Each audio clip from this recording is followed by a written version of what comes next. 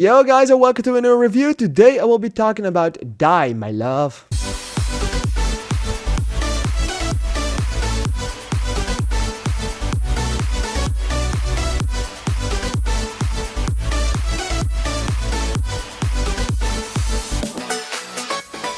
Before I go into this film, sorry about this little thing. I had my wisdom tooth removed and now I look like a bunny and it's looking pretty fun, but it also hurts. So hey, that's where we are right now. I'm a man, of course I can't handle any pain.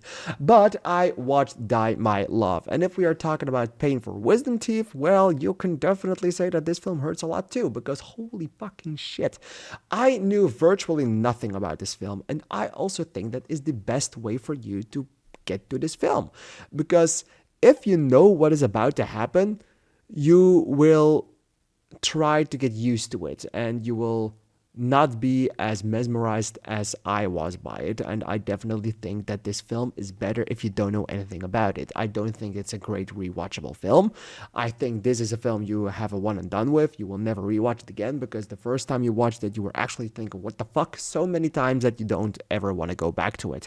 But that could also be a good thing. And the best thing about this film, definitely the shots. I absolutely loved how this film looked. The cinematography is amazing. The aspect ratio worked incredibly well for the story they were telling, and everything that they did for the cinematography and the way the shots were made and the way that they were that the camera was placed, it all looked beautiful. It's a very, very beautiful film with incredible performances by Robert Pattinson and, of course, Jennifer Lawrence. I know a lot of people will probably go watch this film to see Edward and Katniss Everdeen make out in some kind of a before movie, before, after, or sunrise, midnight.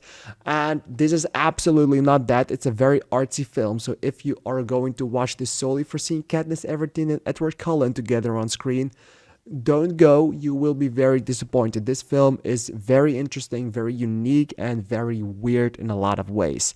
Weird to the point where, for me, it might have even been too weird.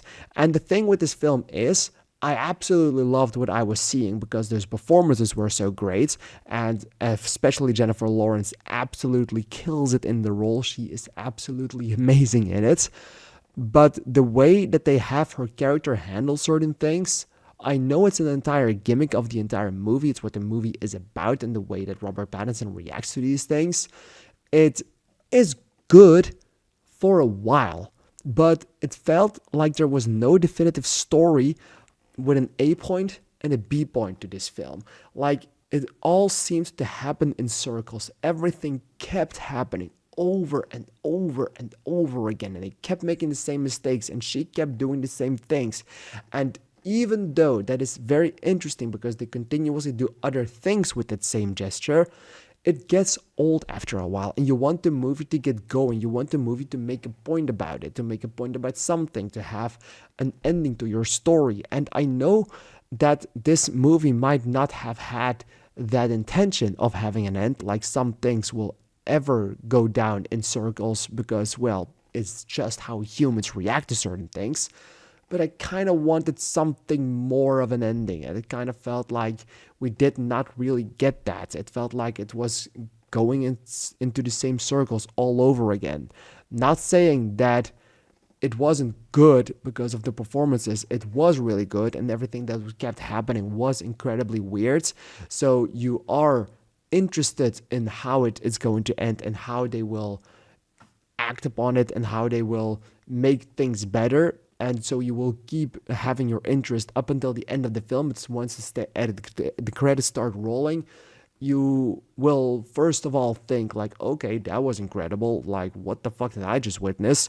But after a while, you just start thinking about it, and the story wasn't present enough, in my opinion. It wasn't an entire A side, B side, and slot. It just kept going around the middle part of the film. It kept going around the second act and not going into the third act. I did not have the finale I wanted for this film, making sure that in the end I ended up being a little disappointed by it, even though the direction of the film is great, the performances are awesome, and the movie is beautiful to watch because it's such a stunning collection of shots that are absolutely amazing from start to finish. I just ended up a little disappointed because of the story that wasn't present enough, in my opinion. In the end, I still loved everything that I loved a lot more than everything I didn't love about it. So I will still give this one 3.5 stars. What did you think of it? Please let me know in the comments down below because I'm really excited to hear your opinion on it. I want to thank you for watching and I'd like to see you in the next video. Thank you and bye bye.